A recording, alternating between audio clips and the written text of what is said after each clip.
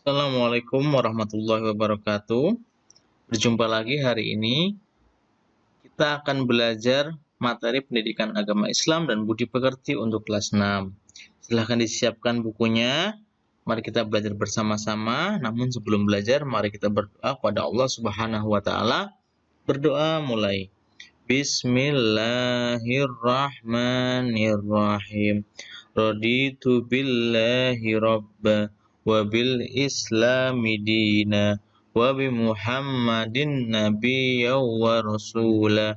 Rabbi zidni ilma warzuqni fahma. Amin ya rabbal alamin. Sekarang kita memasuki pelajaran keempat, yaitu ayo membayar zakat. Yang kita akan pelajari hari ini diantaranya adalah yang pertama memahami arti zakat, yang kedua macam-macam zakat, yang ketiga orang yang berhak menerima zakat, dan yang keempat hikmah berzakat.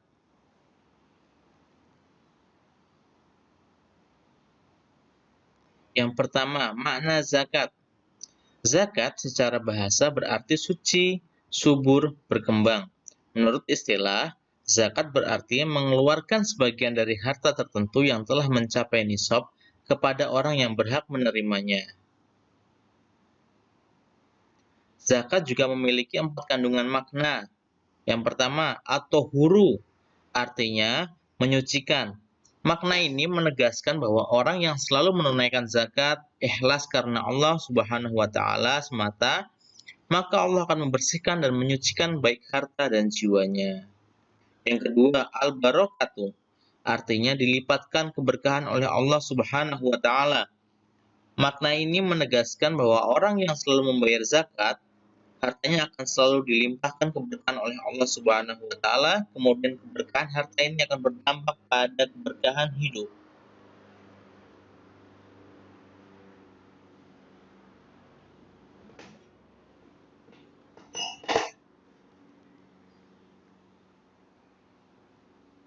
Yang ketiga, an-numu, artinya tumbuh dan berkembang.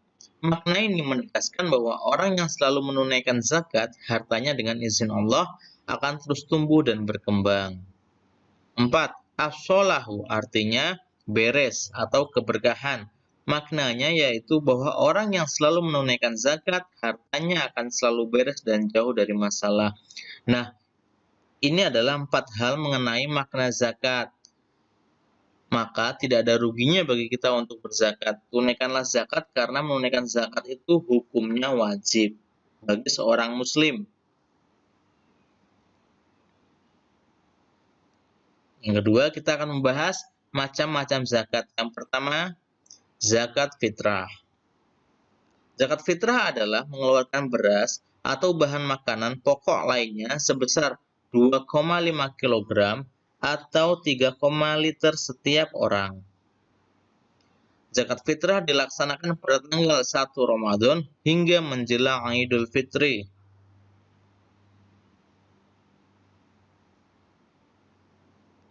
Orang yang wajib mengeluarkan zakat fitrah adalah A. Beragama Islam, laki-laki dan perempuan sejak usia bayi, anak-anak atau lanjut usia. B.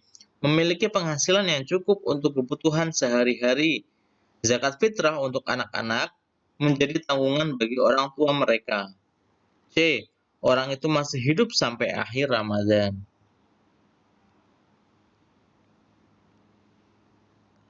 Yang kedua, zakat mal. Zakat mal disebut juga zakat harta, yaitu mengeluarkan sebagian harta kekayaan yang dimilikinya apabila telah mencapai nisab dan haul. Nisab adalah batas jumlah tertentu harta yang dimiliki seseorang untuk dikeluarkan zakatnya. Sedangkan haul berarti batas waktu atau masa dalam sebuah periode tahun Hijriah di mana harta itu harus dikeluarkan zakatnya. Jadi ada nisab, ada haul. Nisab itu adalah jumlah batasan harta yang dimiliki seseorang, sedangkan haul adalah jumlah batasan waktu harta yang harus dikeluarkan zakatnya. Setiap harta emas, perak, harta simpanan, ternak, pertanian memiliki nisab dan haul yang berbeda. Syarat wajib zakat mal. Syarat wajib zakat mal seperti berikut. Yang pertama, pemilik harta adalah orang Islam.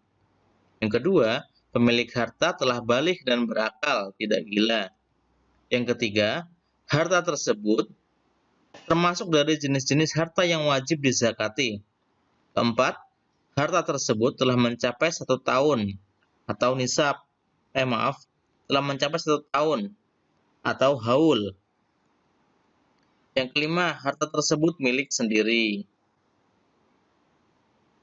Jenis harta yang harus dizakati diantaranya, yang pertama, perhiasan emas dan perak yang disimpan. Yang kedua, uang simpanan yang telah mencapai 1 tahun. Yang ketiga, harta atau uang yang diperoleh dari usaha berdagang atau bekerja. Yang keempat, hasil pertanian, misalnya padi dan palawija. Yang kelima, binatang ternak, misalnya kambing, sapi, dan kerbau. Barang temuan, misalnya perhiasan, uang, logam yang terbuat dari emas, atau guci yang tinggi nilainya. Nah, ini adalah zakat-zakat. Apabila kalian miliki benda-benda ini, maka benda-benda ini harus dikeluarkan zakatnya. Tabel zakat mal. Nah, coba perhatikan. Coba perhatikan tabel warna hijau dan orange. Di situ ada jenis zakat, nisab, haul, kadar, dan perhitungan.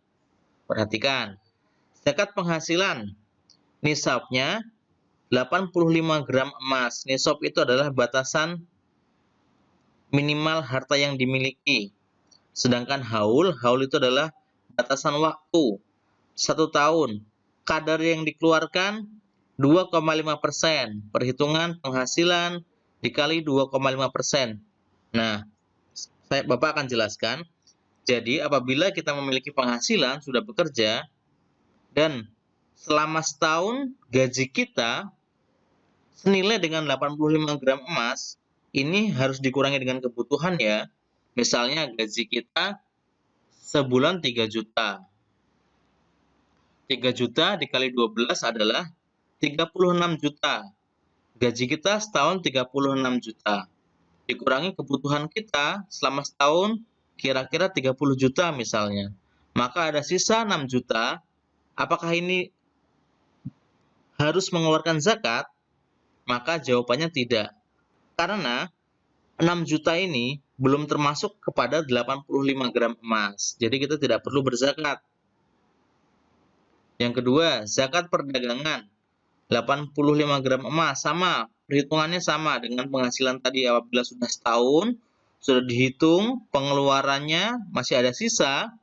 Apabila sisanya mencapai dengan 85 gram emas, maka wajib mengeluarkan zakat.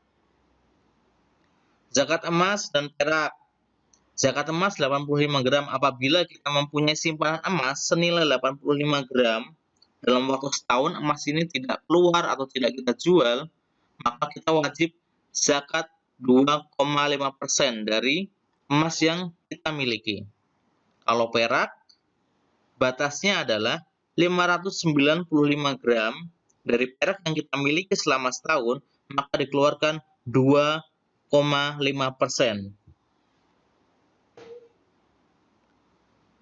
Sekarang zakat pertanian. Zakat pertanian ini batasnya 520 kg beras. Nah, apabila kita sudah panen, memiliki hasil panen lebih dari 520 kg beras, maka wajib zakat. Kadarnya ada 2. 10% jika diairi air hujan atau mata air. Nah, kita wajib zakat 10% dari 520 kg beras ini apabila sawah yang kita miliki diairi oleh air hujan atau mata air yang bersumber langsung dari bumi. Maka mengeluarkan zakatnya sebesar 10% dari 520 kg beras tersebut. Yang kedua, kita wajib mengeluarkan zakat 5% apabila pengairan sawah kita diairi dengan cara irigasi. Nah, zakat pertanian ini haulnya setiap panen, bukan tahunan, tapi setiap panen. Beda dengan zakat emas. Kemudian zakat tabungan, sama apabila kita menabung uang simpanan, memiliki simpanan selama setahun, dan simpanan tersebut senilai dengan 85 gram emas, maka wajib kita zakatkan sebesar 2,5%. Kemudian mustahik, orang-orang yang berhak menerima zakat. Di antaranya satu, orang fakir, yaitu orang yang tidak mempunyai tenaga dan harta untuk memenuhi kebutuhan hidupnya. Yang kedua, orang miskin, yaitu orang yang tidak cukup penghasilan untuk memenuhi kebutuhannya sehari-hari. Yang ketiga, pengurus zakat atau amil, yaitu orang yang diberi tugas untuk mengumpulkan dan membagikan zakat. Keempat, mu'alaf, yaitu orang yang berkeinginan atau baru masuk Islam. Yang kelima, orang berutang atau ghorim, yaitu orang yang berhutang karena untuk kepentingan yang bukan maksiat dan ia tidak sanggup membayarnya. Orang yang berhutang untuk memelihara persatuan umat Islam atau berhutang untuk memenuhi kebutuhan keluarganya, memberi beras, memberi lauk pauk, maka dia wajib menerima zakat. Yang keenam, orang yang berjuang pada jalan Allah fisabilillah. Yang ketujuh, hamba sahaya, yaitu budak yang harus dimerdekakan. Yang kedelapan, ibnu sabil, yaitu seorang anak yang sedang menuntut ilmu namun kesulitan dalam pembiayaan maupun kebutuhan hidupnya, sedangkan orang tuanya tidak mampu, maka orang seperti ini juga berhak untuk menerima zakat. Alhamdulillahirabbil alamin. Pelajaran kita hari ini telah selesai. Sebelum kita akhiri, mari kita baca doa kafaratul majlis bersama-sama. Subhanakallahumma wa bihamdika asyhadu an la ilaha illa anta astaghfiruka wa atubu ilaik. Wassalamualaikum warahmatullahi wabarakatuh.